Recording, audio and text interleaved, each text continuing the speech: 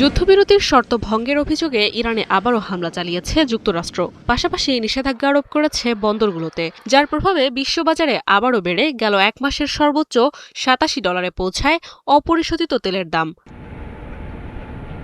তথ্য বলছে গেল শুক্রবার থেকে এখন পর্যন্ত দাম বেড়েছে 12% বেশি। এর মধ্যে শুধু সোমবারেই বাড়ে 9.6% পর্যন্ত, যা 2020 সালের মে মাসের পর একদিনে সর্বোচ্চ দাম বৃদ্ধি। এর আগে গেল 17 জুন যুক্তরাষ্ট্র ইরান সমঝোতার পর বিশ্ববাজারে তেলের দাম নেমে আসে আগের অবস্থানে, কিন্তু ফের হামলা ও অবরোধের পাশাপাশি দুই দেশই বাড়ায় সামরিক তৎপরতা, যাকে কেন্দ্র করে বাড়ছে বিনিয়োগকারীদের উদ্বেগ। এতে ঊর্ধ্বমুখী জ্বালানি তেলের দাম। এদিকে সামাজিক যোগাযোগ মাধ্যমে নিজেকে হরমুজ প্রণালীর অভিভাবক হিসেবে দাবি করেন ট্রাম্প।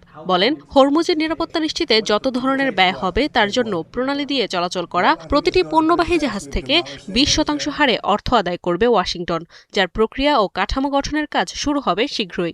যদিও নতুন এই ধারণা কিভাবে কার্যকর হবে তা নিয়ে বিস্তারিত কিছুই জানায়নি যুক্তরাষ্ট্র। তবে ট্রাম্পের এমন পদক্ষেপ আদৌ সফল হবে কিনা তা নিয়ে সন্দিহান বিশ্লেষকরা। তাদের হিসেবে প্রায় 20 লাখ ব্যারেলের একটি সুপার ট্যাঙ্কারে 20% শুল্ক আরোপ হলে তার পরিমাণ দাঁড়াবে প্রায় $3.20 কোটি, অর্থাৎ ব্যারেল প্রতি অতিরিক্ত খরচ $16। কেপলারের তথ্য বলছে, ফেব্রুয়ারিতে যুদ্ধ শুরুর আগে এই পথে দৈনিক গড়ে 130টি জাহাজ চলাচল করত। গেল রোববার পার হয় মাত্র 14টি জাহাজ, যা গেল এক মাসে সর্বনিম্ন।